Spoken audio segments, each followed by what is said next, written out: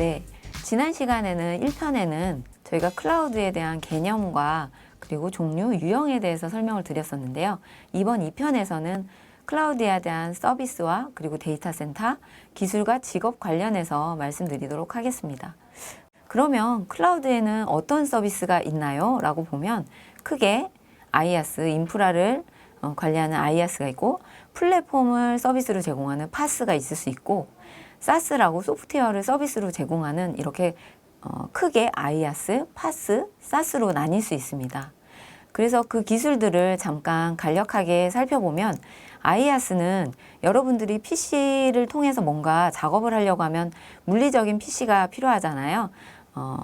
CPU도 필요할 거고 메모리도 필요할 거고 뭐 키보드라든지 네트워크 연결도 필요할 텐데 PC의 부속품을 먼저 구입을 하고 그리고 PC와 통신을 연결하고 PC 안에 이제 OS도 설치를 해야겠죠. 또 설정 등 환경적인 부분도 세팅을 해야 되고요.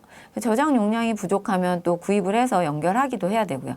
이런 인프라적인 물리적인 자원에 대한 서비스를 하는 게 인프라스트럭처 애저 서비스이고요. 그리고 그 PC가 설치되고 나면 그 PC 안에서 내가 뭔가 운영할 사이트를 개발한다고 하든지 아니면 데이터베이스, 데이터를 저장하는 뭔가 그런 작업이 필요하면 데이터베이스를 설치할 수도 있고요. 그리고 내가 사용할 사이트에 접속을 한다든지 이런 플랫폼을 제공하는 서비스로 제공하는 것이 PaaS라고 할 수 있습니다. 그리고 그 PaaS를 통해서도 사용을 하지만 우리가 실제 뭐 MS 워드나 뭐 게임을 한다든지 이런 걸 하게 되면 소프트웨어를 구입하고 그 소프트웨어를 PC에다 설치하잖아요. 그런 부분, 소프트웨어를 직접 설치하고 사용을 하고 또는 개발자들인 경우에 본인의 PC에 개발 환경 AI 뭔가 모델을 구축하고 싶다 그러면 그런 모델을 구축하기 위한 환경 소프트웨어를 또 설치를 하잖아요. 그런 걸 소프트웨어를 제공하는 게 SaaS라고 할 수 있습니다. 조금 더 이런 세 가지 주요한 서비스들을 클라우드로 제공하는 게 클라우드 서비스이죠. 그래서 조금 더 쉽게 보면 IaaS는 여기 보이듯이 여기 데이터 센터이긴 한데요. 서버들이 이제 있고 이 앞에 작은 PC가 하나 연결이 돼 있죠. 그래서 이런 서버들을 인프라를 제공하는 것, 이걸 서비스로 제공하는 게 IaaS고요. 가운데 보시면 PaaS는 그 플랫폼인데 지하철을 기다리기 위한 그 공간, 장소, 환경 이런 것들을 사실 저희는 플랫폼이라고 하고 여러분들이 PC를 통해서 혹은 웹을 통해서 어떤 하고 싶은 것들을 하기 위한 플랫폼으로 제공하는 예를 들어 다음이나 뭐 네이버라든지 이런 플랫폼들이 제공될 수 있거든요. 그런 거를 서비스로 제공하는 게 PaaS라고 할 수 있습니다. 그리고 SaaS는 쉽게 설명하면 여러분들이 5365 오피스 365를 써보셨는지 모르겠는데 이런 거는 기업용으로도 혹은 개인용으로도 또 학생들에게 무료로 제공하기도 하거든요. 이런 것들을 제공하는 게 SaaS의 형태라고 할 수 있습니다. 그래서 정리를 하면 IaaS는 하드웨어 장비를 제공하는 것이고 하드웨어 장비와 기술을 제공하는 것이고 네트워크도 포함이 됩니다. 또한. 그리고 PaaS는 장소와 환경, 뭔가 작업을 하기 위한 인프라 장소와 환경을 제공하는 것이고 또 SaaS는 우리가 사용할 것, 일할 것, 놀 것 이런 것들을 PC에서 할 수 있는 그런 소프트웨어를 제공하는 게 서비스를 제공하는 게 SaaS라고 할 수 있습니다. 그래서 사례로 제가 의료 쪽에서 굉장히 오래 있었다고 작년 그 AI와 헬스케어 동영상을 통해서 소개해 드렸었는데요. 최근에 사실 슬기로운 의사생활 시즌2가 나왔잖아요. 굉장히 재미있게 보고 있는데 이 의사들이 이제 여러분들이 병원에 가면 의사 진료를 받잖아요. 진료를 받고 뭐 검사도 받고 주사도 맞고 하잖아요. 그러면 그런 처치나 진료만 하는 것이 아니라 실제로 정보를 저장하거든요. 정보를 저장하게 되면 PC를 통해서 여러분들 이름, 뭐 언제 내원을 했는지, 어디가 아픈지 이런 것들을 저장하죠. 그거를 의무 기록이라고 합니다. 의무 기록을 기존에는 그리고 지금 현재도 병원 전산실이나 서버실이 따로 있어서 거기에 데이터를 저장하거든요. 그래서 그런 의무 기록은 실제 병원 전산실에 있습니다. 그리고 뭐 5년, 10년이 돼도 잘 보관을 해서 여러분들이 의료 기록을 계속 의사분들이 보고 진료를 할 수 있게끔 하죠. 그런데 의료에 클라우드를 적용하게 되면 무엇이 달라지냐면 앞에서 설명을 드렸지만 클라우드는 인터넷이 연결이 되어 있어야 해요. 그래서 인터넷을 통해서 오른쪽에 보이는 데이터 센터로 정보가 가게 됩니다. 그래서 데이터 센터에 의무 기록을 저장하고 의료 기록을 저장하고 백업을 할 수가 있게 되는 거죠. 그러면 이 클라우드 기술을 활용해서 인터넷으로 정보가 가고, 그리고 기존에 사용하던 병원 안에 있는 전산실에 있는 서버들은 또 다른 자원으로 활용할 수도 있습니다. 저렴한 비용으로 클라우드를 활용할 수 있는 거죠. 그리고 또 클라우드는 화재가 발생하거나 하면 자료가 유실될 수 있잖아요. 물론 화재가 발생하면 환자분들이 먼저 대피를 해야겠죠. 인명 피해가 없도록 하는 게 더 중요하겠지만, 이런 오랜 기간 쌓아온 데이터들을 백업을 해놓지 않으면 굉장히 정보 손실이 클 수가 있습니다. 그래서 클라우드의 안전한 곳에 데이터 센터에 저장을 해두면 백업을 할 수가 있는 거죠. 그래서 보시면 의료 클라우드가 지금 많이 적용이 되지는 않았는데, 국내에서는 네이버 클라우드가 이제 고려대학교 병원하고 지금 클라우드 적용을 준비하고 있고요.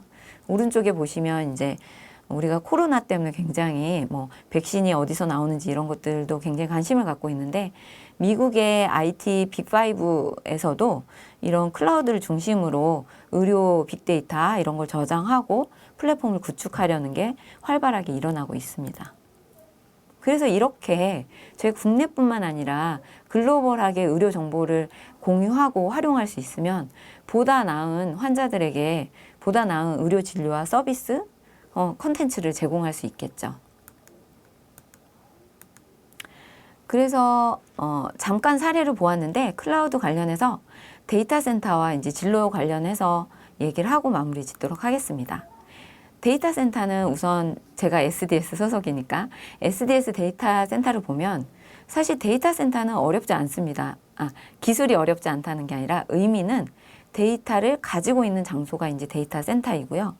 SDS 같은 경우에는 전 세계적으로 18개 데이터 센터를 보유하고 있습니다. 지금 보시는 대로 이제 글로벌 지도가 나오고 있는데요. 국내 이제 글로벌 지도에 있는 센터들이 또 있고, 상단에는 이제 국내에 있는 데이터 센터들이 있어서 구미, 수원, 상암, 과천, 춘천, 앞으로 동탄도 이제 오픈할 예정이고, 춘천 데이터 센터가 지금 오픈한 지 그렇게 오래되지 않았거든요. 그래서 다음 영상에서 춘천 데이터 센터의 영상을 잠깐 보시도록 하겠습니다.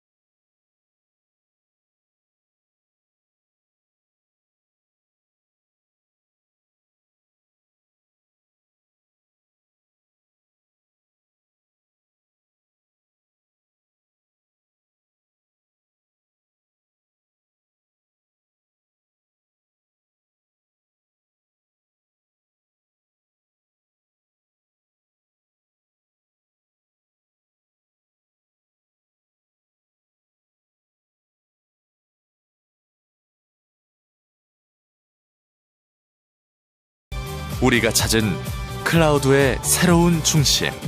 고객의 가치를 담아 글로벌 데이터 센터의 중심이 됩니다. 삼성 SDS 춘천 데이터 센터.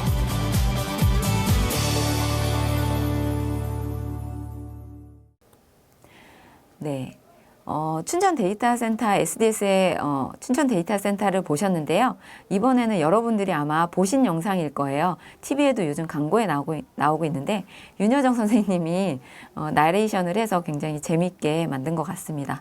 KT 클라우드 데이터 센터 영상도 잠깐 보시죠.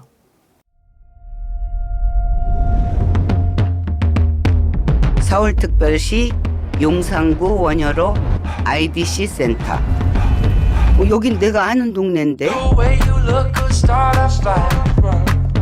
예. 근데 여긴 뭐 하는 데니?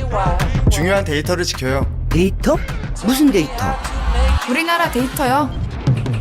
해외로 보내는 게 아니고? 네. 중요한 건 여기 다 있구나. 네, 다 여기 있어요. 안전하게. 어머, 그럼 은행 데이터도 여기에 보관하니? 그럼요. 그래, 내 데이터는 내 나라에 둬야지. 클라우드 원더풀이다, 원더풀. 디지코 KT 든든하다 얘. 네. KT 클라우드 데이터 센터 영상을 잠깐 보셨는데요. 이만큼 우리가 디지털 트랜스포메이션 시대에서 데이터가 얼마나 중요한지에 대해서 우리가 새삼 더 느낄 수 있고, 그리고 디지털 트랜스포메이션에서 데이터 수집을 하기 위해서 사실 국내뿐만 아니라 글로벌 기업들이 데이터를 확보하기 위해서 굉장히 기술로 많이 겨루고 경쟁하고 있습니다. 구글에서도 우리가 검색을 하거나 네이버에서 검색을 하죠. 그런 검색을 하게 되면 그 검색 키워드들이 또 그 기업들의 저장이 되면서 사용자가 최근에 어떤 것들을 관심을 갖고 있는지, 어떤 정보들에 더 많이 접근을 하고 있는지 이런 것들에 대해서 취합할 수가 있거든요. 그래서 최근에는 사실 클라우드로 전환하는 기업들이 굉장히 늘고 있어요. 그래서 클라우드 관련 기업을 잠시 보시면 왼쪽에 저희 SDS 클라우드뿐만 아니라 네이버도 클라우드를 플랫폼이라고 이제 이름을 지어서 하고 있고요. 아까 좀 전에 본 KT 클라우드도 굉장히 많이 발전하고 있습니다. 또한 유플러스도 클라우드 사업을 굉장히 확장시키고 있고 카카오 아이 클라우드도 같이 경쟁하고 있습니다. 그리고 오른쪽에는 이제 글로벌 기업에서는 AWS, 아까 1편에서 설명드렸던 AWS와 MS 애저가 거의 글로벌 50% 이상을 점유하고 있고요. 마켓쉐어를. 그리고 구글 클라우드도 그 뒤를 이어서 오라클 클라우드나 구글 클라우드도 따라오고 있고, 텐센트 클라우드라든지 알리바바 클라우드처럼 중국 기업들도 클라우드에 굉장히 많이 참여하고 있음을 알 수 있습니다. 그럼 지금 마지막 페이지인데요. 클라우드 관련해서 여러분들은 어떤 거를 준비를 해야 될까요? 크게 두 가지 정도로 나뉠 수 있는데요. 왼쪽에 클라우드 관련해서는 컴퓨터가 연결이 돼 있기 때문에 당연히 컴퓨터 관련 하드웨어 지식을 많이 공부를 하셔야 됩니다. 서버라든지 네트워크라든지 스토리지 관련 공부를 기반으로 해서 오른쪽에 있는 이제 클라우드를 구축하기 위한 개발 관련 소프트웨어 지식도 당연히 준비가 되어야 되겠죠. 프로그램 랭귀지 최근에 파이썬도 많이 개발하고 하지만 자바라든지 스크립트 언어들도 굉장히 클라우드 기술에 많이 쓰고 있기 때문에 앤서블 같은 것도 공부를 하시면 좋을 것 같습니다. 네, 지금까지 클라우드 기술에 대해서 말씀을 드렸는데요. 조금 어려우셨는지 모르겠지만 클라우드를 최대한 쉽게 설명하려고 했습니다. 다음에 더 기회가 된다면 클라우드 관련 기술을 딥다이브 할 수 있는 기회가 주어지면 좋겠습니다. 들어주셔서 감사하고요. 다음에 또 기회가 되면 뵙도록 하겠습니다. 감사합니다.